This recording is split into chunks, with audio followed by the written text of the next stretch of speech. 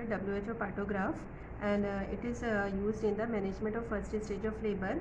The active phase of first stage of labor is start at the 4 centimeter of cervical dilatation, and all the events occurring during the course of the labor plotted on a single sheet of paper on which the fetal, maternal and the progress of labor is depicted.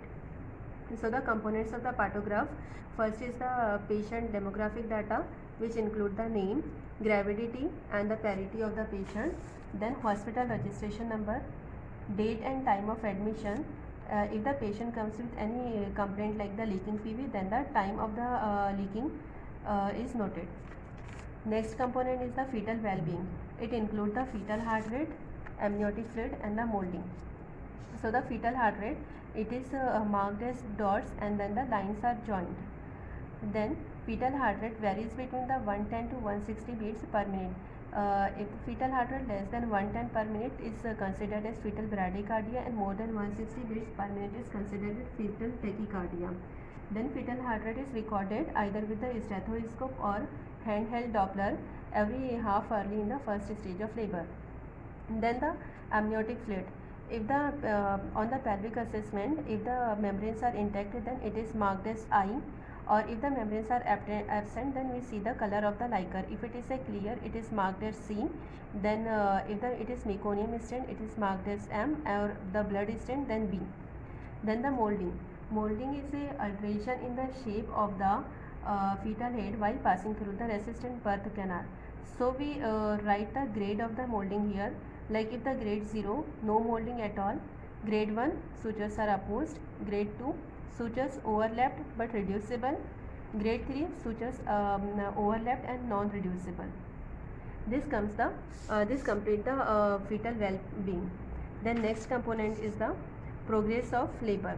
It includes the cervical dilatation and the descent of the fetal head.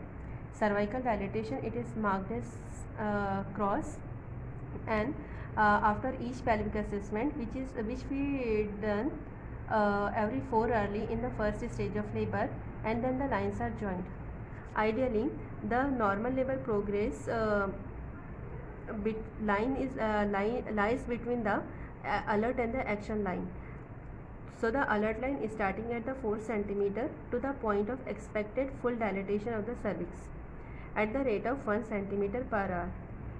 Then action line, it lies parallel to 4 hours on the right side of the alert line. If the line of the cervical dilatation crosses the action line on the right side, that means necessary action is to be taken. Then the station of the fetal head. Station in relation to the ischial spine, it is checked on each pelvic examination. Station 0 correspond to the ischial spine. 1 centimeter above the ischial spine, it is marked as -1, 2 centimeter above is marked as -2, and so on, -3, -4, -5. Similarly, station +1 means 1 centimeter below the ischial spine, 2 centimeter below the ischial spine is +2, and so on.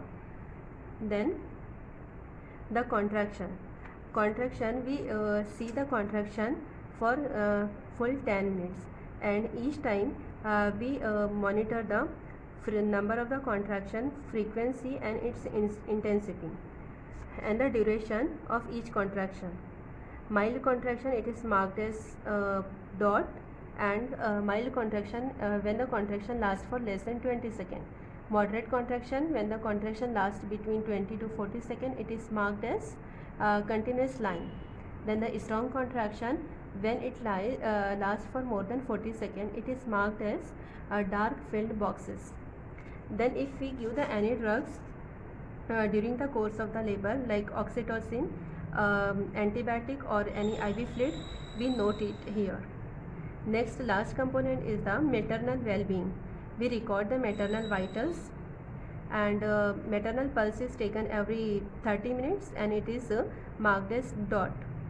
Then maternal BP, it is recorded every 1 hourly and it is marked as arrow.